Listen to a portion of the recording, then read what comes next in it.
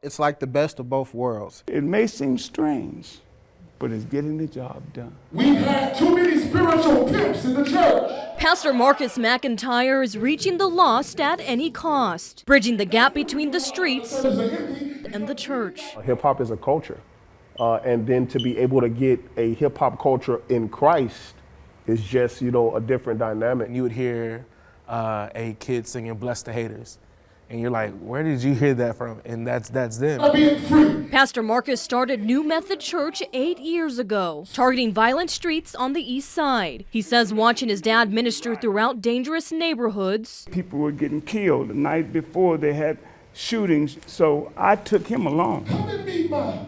And his previous job as a substitute teacher was a jumping off point to his ministry. A lot of the shootings that were happening, a lot of the kids that were getting in trouble, those were my kids.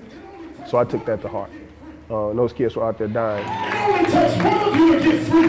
One of the countless people Pastor Marcus impacted is veteran Terrence Williams, who attempted suicide multiple times while suffering PTSD following his time in Iraq. He says without connecting with Pastor Marcus, he would be dead. He saved my life, and there's a lot of people whose lives he's touched like that. Pastor Marcus, I would deem him the people's champ. Somebody say, I'm free. Through a new partnership with Living Waters and its pastor Brandon Clack, Pastor Marcus's way of preaching is growing and changing lives. So give us change now. If there's one in their neighborhood that'll put a gun down, that'll stop slinging on the block, there's one, we'll take the one over the zero. Can I tell you that the enemy is upset at you anytime you speak a good word?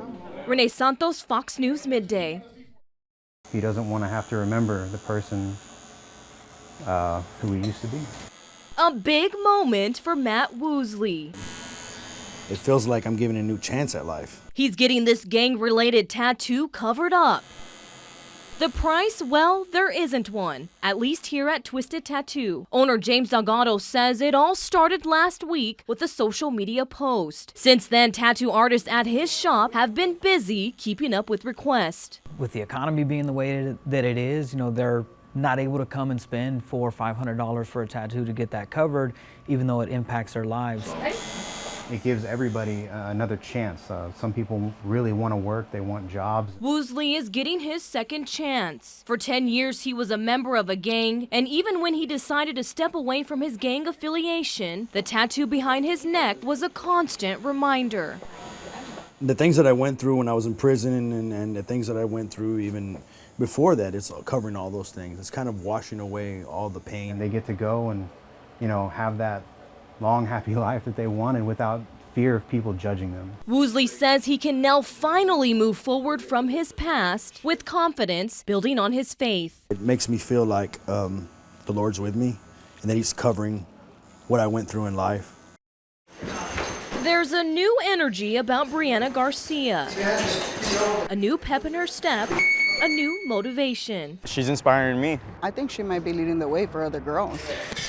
Brianna has new confidence in her health. Since joining the Advocates Boxing Youth Program, she's lost 30 pounds. I went from 309 to 279. Until now, losing weight seemed far from reach. She says her lifestyle before weighed her down. My laziness, my depression.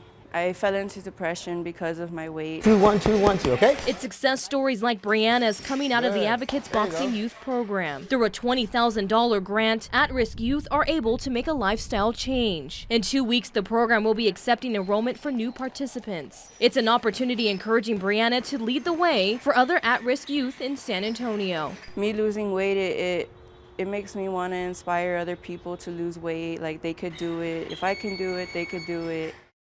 The sound of heartbreak I forgive you for everything, and I love you. rings outside the Spanish Spur Apartments, the same place where 33-year-old Rose Limon was shot to death late Tuesday night. A night that is leaving pain in the heart of Juanita Sotelo, Rose's sister. I'm the one who cleaned up the apartment.